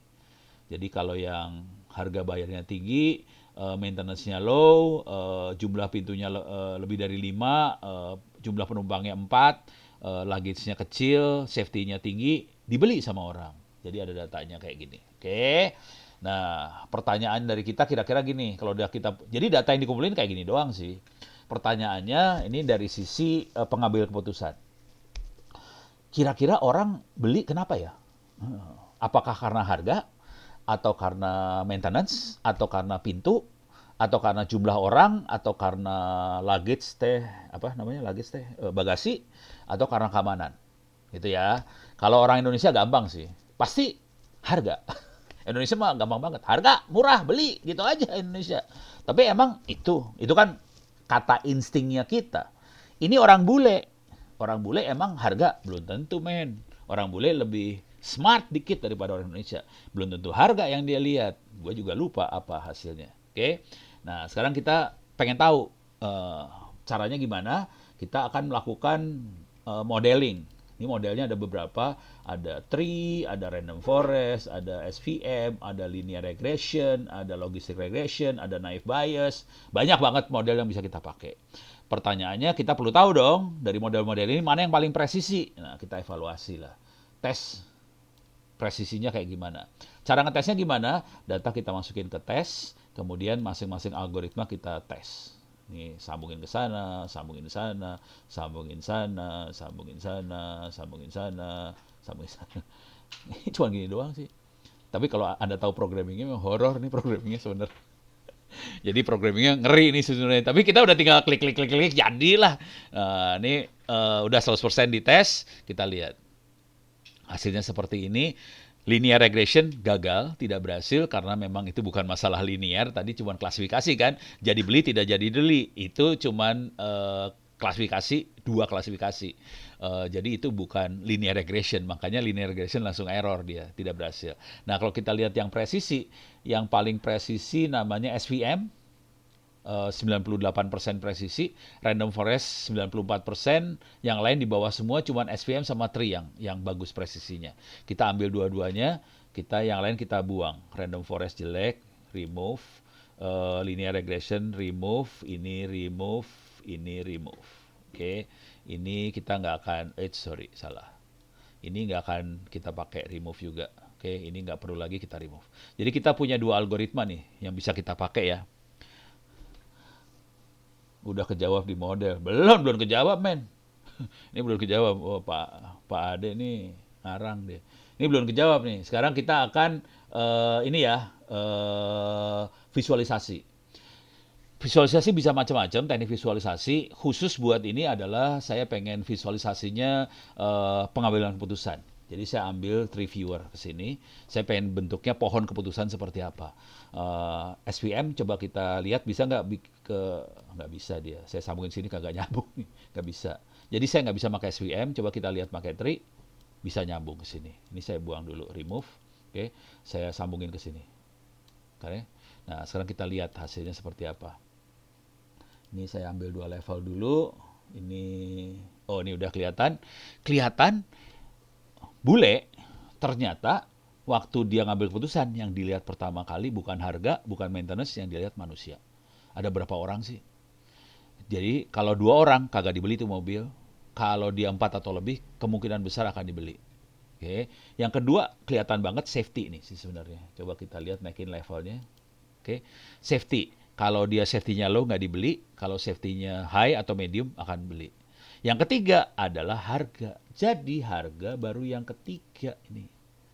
Kalau dia, tapi 50-50 antara low medium sama high sama very high, 50-50. Baru terakhirnya maintenance. Gitu. Jadi pola berpikir proses pengambilan putusannya kelihatan dari tree ini sih sebenarnya. Dan ini kita bisa nanti masukin dari tergantung data yang kita punya ya, seperti apa. Nah, sekarang saya pengen lihat datanya akan saya rubah lagi. Datasetnya tetap.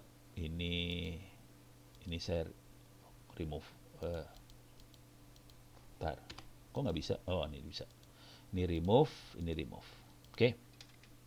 Saya akan masuk datasetnya, dataset online retail. Oke, saya ambil online retail ya. Ini masalah pembelian barang lah. Ini kalau orang-orang turis, pariwisata, ini datanya kira-kira gini. Ini kayak toko lah, toko. Ini toko. Jadi invoice nomor sekian, tanggal sekian, negaranya dari mana, ada Inggris, France segala macam. Dia beli tea light holder 2, mug 0, nggak ada.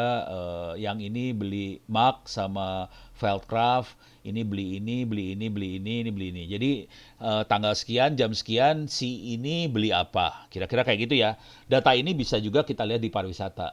Tanggal sekian orang pergi kemana, pesan hotel yang mana, pakai travel yang mana. Kalau data itu bisa dikumpulin, kita punya data seperti ini kira-kira. Jadi tanggal sekian, siapa, beli apa, segala macam. Nah sekarang tugas kita sebagai perencana, kita pengen tahu sih bundlingnya, berkumpulnya, clusteringnya. Clusteringnya kira-kira kalau wisatawan dalam negeri itu akan kemana aja sih? Wisatawan luar negeri akan pergi kemana aja sih? Kan kita bisa lihat dari sini. Tapi kita pengen lihat klasternya seperti apa. Nah, ini yang saya lakukan adalah saya akan transpose dulu. Ini akan ditranspose datanya, ditranspose. Nih, ditranspose supaya dibalik gitu ya. Variabel yang ke bawahnya jadi datanya dibalik jadi kayak gini nih.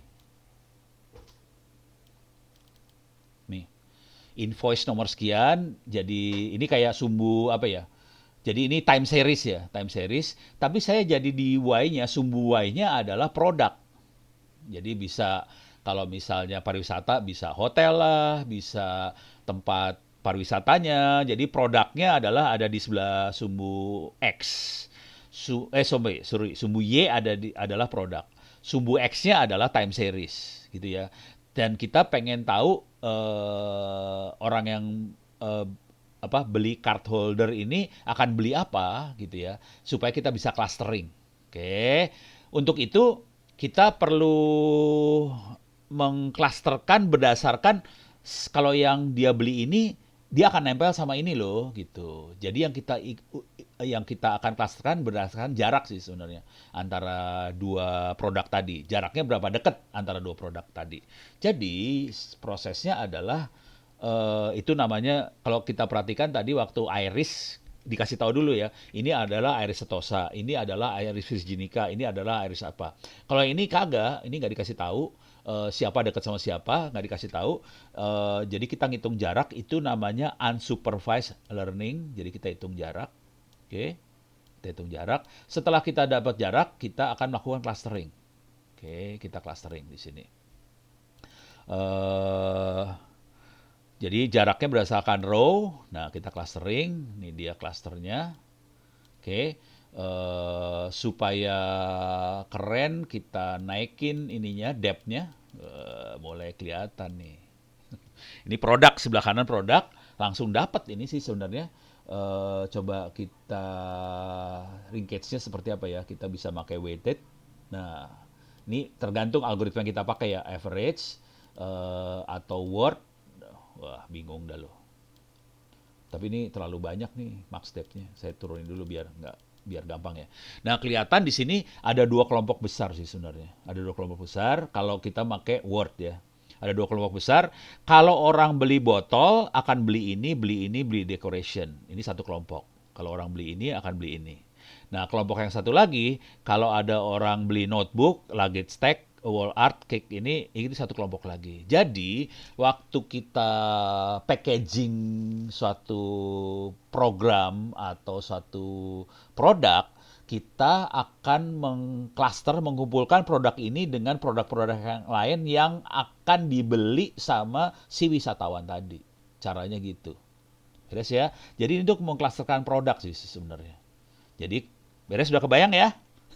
Mudah-mudahan gue nggak bikin pusing lu pada. Jadi ini cara klasternya kayak gini doang. Oke, kalau mau lebih tinggi lagi, ini bisa diganti-ganti sih. Mau algoritma yang mana? Nih, ini kalau ini nggak kelihatan klasternya. Yang kelihatan klasternya yang tadi tuh, word ini kelihatan ada dua klaster. Ini Ya ini kelihatan ada 2 klaster, tapi kesininya jadi nggak kelihatan klasternya. Kalau ini nggak kelihatan. Jadi paling kelihatan yang Word ini sih. Kelihatan 2 klaster. Kelihatan banget. Oke. Nah, udah kebayang ini cara ngumpulin produknya kira-kira kayak gitu sih. Oke. Oke, sekarang saya akan kasih lihat lagi yang lain. Ini saya remove all lagi. Nah, sekarang saya akan kasih lihat lagi. Ini tadi kan berbentuk invoice ya, pembelian. Saya akan kasih lihat lagi gambar. Ini saya punya gambar animal. Oke, saya keluarin aja gambarnya, image viewer. Ini ke sini. Ini dia gambarnya. Ini ada sapi, ada ayam, ada bebek segala macam. Kita mau mengklaster. Gambar tadi mau kita kelompokkan. Oke, ini kira-kira kelompok apa sih gitu. Tapi data yang ada, kalau kita lihat datanya, data table-nya, ini saya lihat datanya. Datanya kayak gini doang. Nama file, kilobyte-nya berapa, pikselnya berapa. Nggak ada informasi bahwa sapi berhubungan dengan sapi, ayam berhubungan dengan ayam gitu. Nggak ada informasi bahwa ini keturunan kakinya 2, yang kaki 2 ayam, bebek gitu. Nggak ada informasi itu.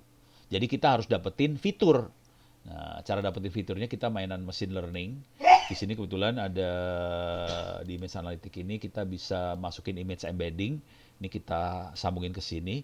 Dia melakukan neural network nih sebenarnya.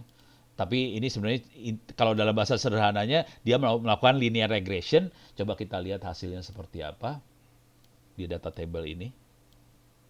Ini data table yang sebelumnya kira-kira kayak gini ya datanya. Yang sesudah mesin learning-nya dijalankan, kita dapetin fitur. Jadi ini yang data originalnya, dia dapetin fiturnya. Ini fiturnya tadi. Oke. Jadi kalau ibaratnya gini, ini hewan kaki berapa? 4, ini 2. Jadi fiturnya nih kaki apa, tapi dia kasih angka doang. Dia dari fiturnya angka. Nah, tugas kita adalah sama kayak tadi, kita menghitung. Oke, ini 0,218, ini 0,214. Deket nih, berarti ini satu kelompok. Kira-kira gitu. Jadi kita melakukan perhitungan jarak. Caranya adalah kita masuk unsupervised learning, kita hitung jarak. Masukin ke sini, jarak dihitung, kemudian kita lihat klasternya. Supaya seru, saya akan ngasih lihat gambarnya juga di sini. Jadi 2 sekaligus akan saya kasih lihat gambar, kasih lihat. Oke. Sekarang cluster saya kasih lihat. Duh, kok kayak gini?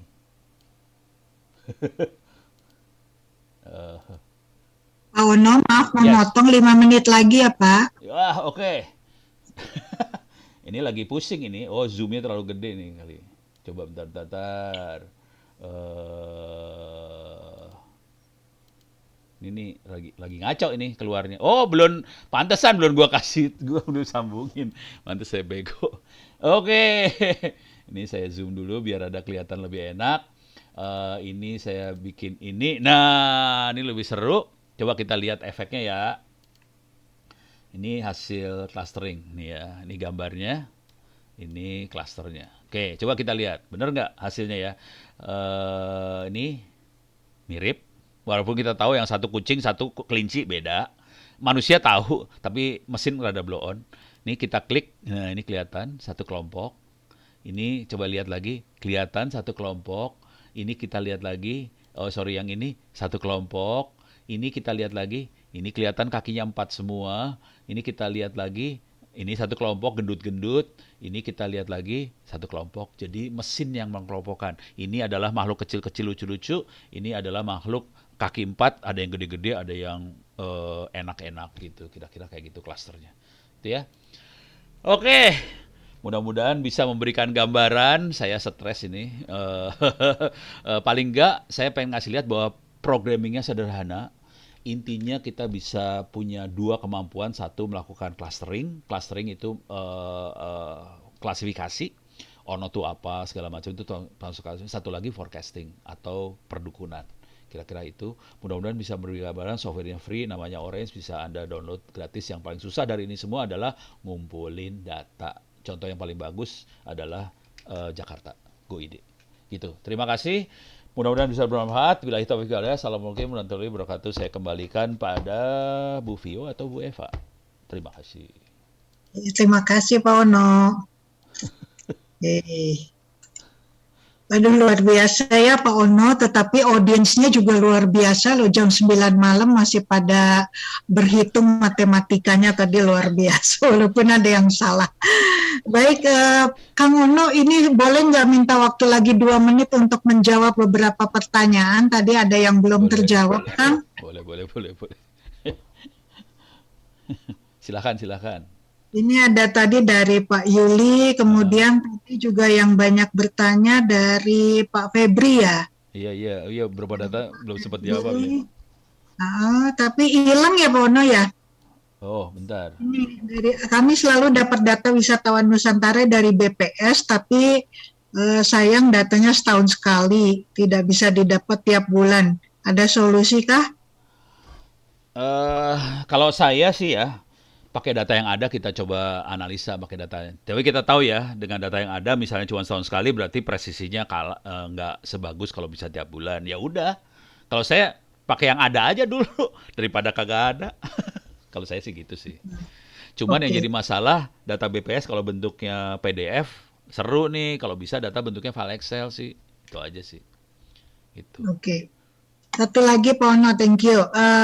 Terkait dengan artificial intelligence, Oke. menurut Pak Erik, chatbox merupakan salah satu produk artificial intelligence. Oh ya. Jawaban dari chatbot itu source-nya dari training data atau bukan, Pak? Training. Jadi selalu yang namanya AI harus pakai training data. Jadi chatbox segala macam itu pasti pakai training data, di training. Kalau salah training, jawaban bisa salah. Hati-hati. Jadi itu aja sih. Gitu. Jadi itu AI. Sangat AI, semua AI banget. Jadi AI itu nggak pinter loh, hati-hati. Yang namanya artificial intelligence tidak pinter karena tergantung data yang kita kasih buat training. Kalau data trainingnya salah, si AI jadi blow on, hati-hati itu aja sih. Gitu. Oke, satu lagi. Data jadi useful kalau di-capture secara akurat dan bisa di-capture masuk ke database lewat internet. Bagaimana kalau data-data penting tidak connected to internet, Pak? Ya, contoh paling sederhana gini lah. Banyak data pemerintahan berbentuk kertas, udah gitu diarsip. Nah, ya mau nggak, bukan internet maksudnya ya. Pokoknya bentuknya soft copy supaya bisa diproses sama komputer dengan mudah. Jadi kalau datanya berbentuk arsip kertas disimpan di gudang, ya mau nggak mau kita harus ambil itu data, diketik ulang sih. Nggak bisa diapain, udah gitu emang tekniknya. Sengsara sih emang mainan-mainan kayak gini. Jadi kalau boleh saran sih, mumpung Anda-Anda banyak yang jadi pimpinan segala macam, tolong diusulkan dari sekarang supaya data-data kalau bisa selain berbentuk print out kertas mau diarsip di gudang, kalau bisa ada soft copy-nya dan kalau bisa soft copy-nya jangan sampai hilang.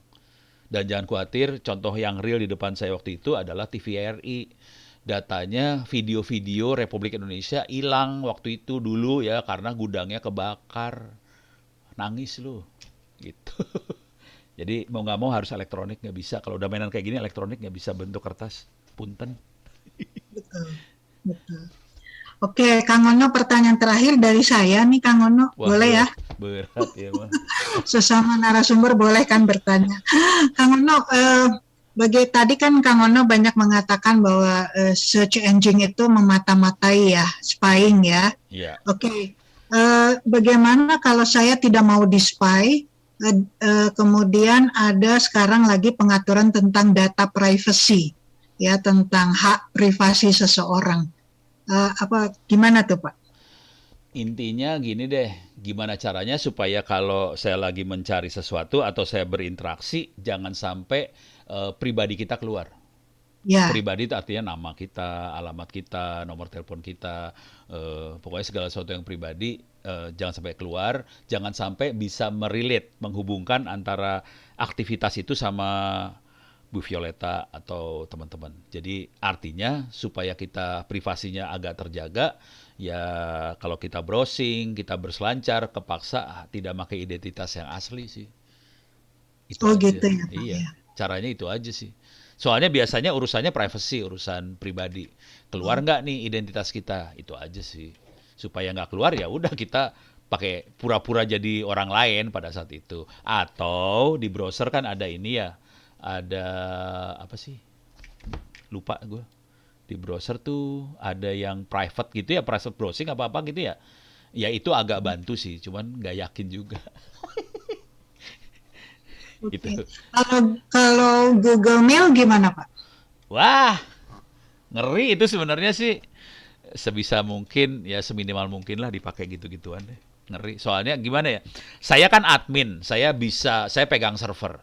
Saya bisa baca mail orang, lo hati-hati. Oh, bisa ya, Pak? Jangan khawatir. Penjahat mah bisa. Parah. Jadi bisa masuk ke mail saya, mailnya Pak Erik, Iya. Iya. mailnya Mbak. Itu Bisa masih masuk, mending itu, masih mending. Lu Pak. pada jarang Bukan BTP ya, Pak? gini. Anda kan jarang pakai email. Banyak kan pakai WhatsApp kan? Enggak juga email, WhatsApp. Oke, dua. Dua Ya, ya. Oke, kebanyakan kalau yang saya berinteraksi sama anak-anak milenial, banyaknya WhatsApp nih. Kalau anak milenial banyaknya WhatsApp. oke. Pertanyaannya, WhatsApp punya siapa? Siapa yang punya WhatsApp? Yang ownernya WhatsApp siapa? Perusahaan yang punya WhatsApp siapa? Tahu nggak? Google. Google. Google. Salah, bukan Google. Facebook. Jadi Oh, WhatsApp punyanya Facebook. Oke. oke. Nah, sekarang coba kita ngetes. Coba iseng aja ngetes. Bikin grup baru di WhatsApp. Baru, bener-bener baru. Kita ngomongin sesuatu yang nggak pernah kita omongin sebelumnya. Misal, kita bikin grup baru di WhatsApp ngomongin soal apartemen. Jualan apartemen gitu. Terus perhatiin iklan di Facebook. Keluar tuh apartemen di Facebook. Jangan khawatir. Hmm, Jadi intinya ginilah, perusahaan-perusahaan itu semua startup kayak apa segala macam akan berusaha apa ya, bukan klasifikasi, memprofiling, mengklasifikasi ini siapa sih, sukanya apa sih. Dari apapun yang kita lakukan, kita ngobrol di WhatsApp kayak kita posting di Facebook kayak kita search di Google kayak dia profiling, sukanya apa. Profiling itu akan dimonetize, dijadiin duit dalam bentuk iklan. Dan caranya kadang-kadang kasar sih. Privasi kita digerus kayak gitu. Dan ini sebenarnya harusnya dilakukan juga sama pariwisata tadi ya. Harus menggerus privasi si turis sih. Untuk tahu turis ini sukanya apa. Ya memang gitu prosesnya. Jahat sih sebenarnya teman ya. Begitu dah. oke. Ini menarik sekali ya teman-teman, Bapak Ibu sekalian, audience. Wah, ini masih tetap jumlahnya tidak ada yang berkurang ini dari awalnya, luar biasa sekali. Mungkin ini Pak Erik, Bu Eva, kapan-kapan lagi nanti semester depan bisa diteruskan dengan penggunaan data privacy untuk kebutuhan pariwisata tuh bagaimana, sampai di mana seseorang itu bisa memblok ya mana data mana data privacy, karena kan harus dihormati juga ya Pak Ono ya, data privacy ya. Ya masanya Kemarin itu kita menarik buat jadi tender. duit. Oke, mudah-mudahan lah untuk kedepannya. Oke, sekali lagi terima kasih banyak Pak. Sama-sama. Ada waktu untuk berjumpa, ada waktu untuk berpisah. Mudah-mudahan kita berpisah untuk berjumpa lagi begitu ya. Amin. Itu tadi pantunnya ya Bu Eva, baru sudah berpantun saya. Terima kasih Pak Ono, saya kembalikan kepada Bu Eva. Ya, baik. Terima kasih banyak Pak Ono. Sebelumnya sebentar, Mas Andri monitor. Kita mau tayangkan sesuatu buat Pak Ono ini. Alah, mantap. Yang penting buat Silakan. naikin kum sih sebenarnya. Ah, betul. Oke. Iya, butuh ini sih. Terima Oke. kasih banyak. Ya, ini utang nih. Durian pulen enak dimakan. Ketan pisang bergula kinca. Kalau kinca itu gula merah itu, Pak. Siap. Paparan keren sudah disampaikan, sangat bermanfaat, banyak gunanya. Alhamdulillah. Jadi terima kasih banyak, sekali lagi terima kasih banyak, ini betul-betul a very different insight. Jadi anak-anak pada chat saya pribadi, Ibu kurang katanya. Anak angkatan pertama Pak Erik pada protes kenapa kok nggak dapet Bu Vio. Ngulang lagi semester bawah. Jadi alhamdulillahirabbil alamin, terima kasih banyak. Dengan berakhirnya pemaparan dan pengantar serta penutup dari Ibu Vio, kita telah bersama-sama dengan Bapak Insinyur Ono Widodo Purbo MN PhD. Wah, mesti lengkap ini Pak ya. Atas segala sesuatu yang terus terang sangat menarik, kemudian sesuatu yang baru dan betul-betul sangat kita butuhkan. Tadi sempat kita sharing informasi juga dengan teman-teman di ITEBA. Mungkin nanti kita akan follow up dengan Bu Vio bagaimana membawa Pak Ono kembali ke Batam, ke Yayasan Fitka, ke BTP dan ke ITEBA agar kita bisa lebih banyak mendapatkan insight dan pencerahan yang kekinian di dunia global saat ini. Sekali lagi Ibu Vio, kami mengucapkan terima kasih banyak. Semoga ini menjadi awal yang baik untuk kegiatan-kegiatan berikutnya. Pak Ono mohon dibantu dan di backup Siap. Ibu kece badai kami Kece karena badai. kami juga sedang dalam tahapan penyiapan akreditasi, Pak. Sebelum saya menutup, mungkin Pak Erit akan menyampaikan sepatah dua patah kata sebagai ucapan terima kasih dari prodi kami sekaligus mengatasnamakan Politeknik Pariwisata Batam. Monggo Pak Erit, silakan. Terima kasih Bu Eva. Assalamualaikum warahmatullahi wabarakatuh. Selamat malam semua. Malam. Saya ucapkan terima kasih kepada Ibu Vio yang sudah mengakomodir kegiatan ini. Sangat luar biasa. Yang tak lupa kepada Bapak Ono yang sangat luar biasa. Fenomenal di dunia. Bisa kita bawa ke kelas ini. Bisa memberikan pencerahan apa itu big data, apa itu AI. Ini hal yang baru buat kami semua, apalagi kami taunya bagaimana datangkan tamu, ini bagaimana proses di belakang pencarian selama ini yang kami cari di Traveloka di sini, rupanya tiba-tiba iklan masuk di Facebook seperti ini. Oh, inilah rupanya di belakang layar. Ini kebetulan istri saya juga mendengarkan ya kan. Oh, itu rupanya masuk ini. Oh, seperti itu. Nah, itulah Pak Ono, alhamdulillah kami semua tercerahkan. Saya ucapkan terima kasih kepada Pak Ono. Mudah-mudahan ini bukan yang pertama. Mudah-mudahan bisa berlanjut baik itu di BTP ataupun ITEBA. Mungkin itu Bu Eva. Saya ucapkan terima kasih pada Pak Ono. Mudah-mudahan bisa berlanjut materi yang bisa diberikan kepada kami semua. Siap. Sekian dari saya ucapkan terima kasih. Baik, terima kasih banyak Pak Erit kepada teman-teman dari angkatan pertama, angkatan kedua, dan teman-teman yang diundang dari ITEBA. Kami mengucapkan terima kasih juga telah stay tune bersama kami dari awal sampai akhir acara ini. Sebagaimana yang disampaikan oleh Pak Erit, semoga ini bukan kesempatan pertama dan terakhir, tapi merupakan kesempatan untuk membuka pertemuan ataupun sesi-sesi dan program-program serupa yang tentu saja akan kita tahu sekarang sudah diawaki dan diperkuat dengan timnya Bu Vio. Kalau Bu Vio udah bawa Pak Ono, nanti bawa siapa lagi? Ya, Bu, ya. Baik, terima kasih banyak. Saya tutup dengan ucapan terima kasih terlebih dan terkurang dalam penyampaian dan dalam pelaksanaan kegiatan. Kami mohon maaf yang sebesar-besarnya. Terima kasih, selamat malam semuanya. Selamat malam. Terima kasih semuanya. Terima kasih Pak Ono. Yo, sama-sama. Saya pamit juga Bu Vio, terima kasih Bu Eva. Terima kasih Pak Erit semuanya. Pak Ade, Satari, aduh itu ada penyelundup masuk kok bisa ya Bu? Ade Satari itu juga praktisi ya di sport tourism, luar biasa sekali. Oh alah. Sahabat kami berdua ini makanya bisa menyusup ini. Jago juga nih adik. Sport tourism ya itu ekstrim sport dia mah parah dia mah. Ya, extreme sport betul. Oke, terima kasih ya. Thank you. Terima kasih, saya live juga ya. Makasih semuanya. Terima kasih banyak Mas Andre di belakang layar yang sudah standby dari awal sampai habis. Terima kasih. Assalamualaikum warahmatullahi wabarakatuh.